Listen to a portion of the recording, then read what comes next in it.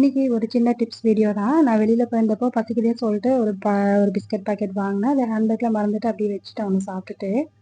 திருப்பி நான் அடுத்த நாள் பார்க்கும்போது அது ஒழுங்கா க்ளோஸ் ஆகாமல் அப்படியே பதுத்து போயிருந்தது.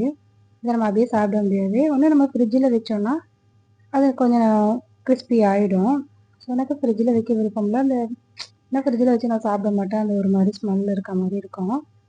ஸோ இப்போ இதை கிறிஸ்பியாக சாப்பிடணும் அப்படின்றதுக்காக ஒரு பேனில் நான் இந்த மாதிரி ஒரு தட்டை வச்சு ஒரு 5 மினிட்ஸ் ஹை ஃப்ளேமில் வச்சு எடுத்துட்டேன்.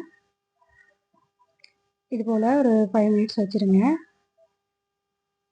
நம்ம எவ்வளோ பிஸ்கட் இருக்கோ அவ்வளோதுமே வச்சிடலாம். இது போல் ஒரு பிளேட் வச்சு ஜஸ்ட்டு மூடி வச்சு ஒரு 5 மினிட்ஸ் மட்டும் ஹை ஃப்ளேமில் வச்சு ஆஃப் பண்ணிட்டுருங்க. வேறு ஒன்றுமே செய்ய தேவையில்லை. ஜஸ்ட் ஆஃப் பண்ணி விட்டுட்டு அதை அப்படியே திறந்து விட்டு ஆற விட்டுருங்க. நம்ம டீ போடுற டயத்துக்குள்ளே அது சூப்பராக ரெடி ஆகிட்ருக்கோம். அதே கிறிஸ்பியோட அதே டேஸ்ட்டோட செம்மையாக இருந்தது. ட்ரை பண்ணி பாருங்கள். பிடிச்சிருந்தா லைக் பண்ணுங்க. இப்போ இன்னொரு டிப்ஸு தான். இது நிறைய பேருக்கு தெரிஞ்சிருக்கும். மேக்ஸிமம் எல்லாருமே இதை யூஸ் பண்ணுறாங்க. இது தெரியாதவங்களுக்காக நான் இந்த டிப்ஸ் சொல்கிறேன். நம்ம இட்லி மாவு அரைச்சி வைக்கும்போது நிறைய தான் அரைச்சி வைப்போம். அந்த மாதிரி நம்ம ஸ்டோர் பண்ணும்போது இது போல் ஒரு பச்சை மிளகா போட்டு வச்சுருவோம்.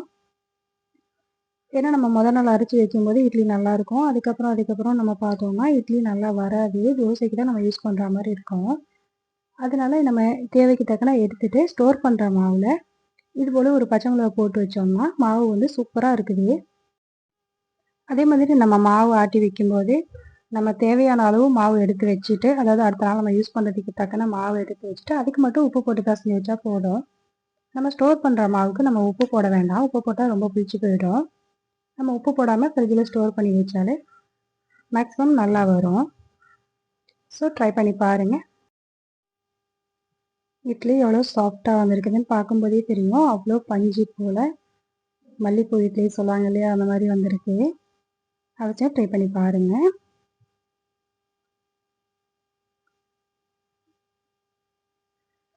ஓகே ஃப்ரெண்ட்ஸ், இன்னொரு டிப்ஸ் என்னென்னா, இது மேக்ஸிமம் நிறைய பேருக்கு தெரிஞ்சிருக்கும். நம்ம வீட்டில் நிறைய எலி பரிச்சாடி தொல்லைலாம் இருக்குது இல்லையா, அந்த மாதிரி நேரத்தில் இது போல் ஒரு டேப்லெட், நம்ம காய்ச்சலுக்கு யூஸ் பண்ணுற சாதாரண டேப்லெட் தான்.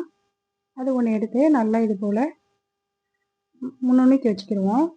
இது வந்து நான் எங்கள் கடையில் வந்து நிறைய இந்த மாதிரி பெருச்சாளி தொல்லை அதிகமாக இருந்தப்போ தெரிஞ்சவங்க சொன்னாங்க, இது மாதிரி ட்ரை பண்ணிங்கன்னா உங்களுக்கு அந்த எலி தொல்லை பெருச்சாளி தொல்லைலாம் இருக்காது அப்படின்ட்டு.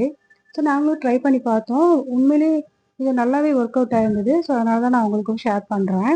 இது போல் நம்ம மாத்திரையை முழுக்கி வச்சுட்டு கொஞ்சோண்டு கோதுமை மாவு எடுத்து நம்ம அதில் இந்த மாத்திரையை வந்து நல்லா மிக்ஸ் பண்ணி விட்டுருவோம். நல்லா இது போல் மிக்ஸ் பண்ணி எடுத்துக்கலாம். மாத்திரை வெளியே தெரியாத அளவுக்கு நல்லா அது கூட மிக்ஸ் பண்ணுற மாதிரி மிக்ஸ் பண்ணி வச்சுடுங்க. இந்த ஐடியா வந்து உண்மையிலேயே ஒர்க் அவுட் ஆகுச்சு. இந்த பெருச்சாளிங்கெல்லாம் எங்கே போச்சுனே தெரில, திருப்பி அது வரவே இல்லை.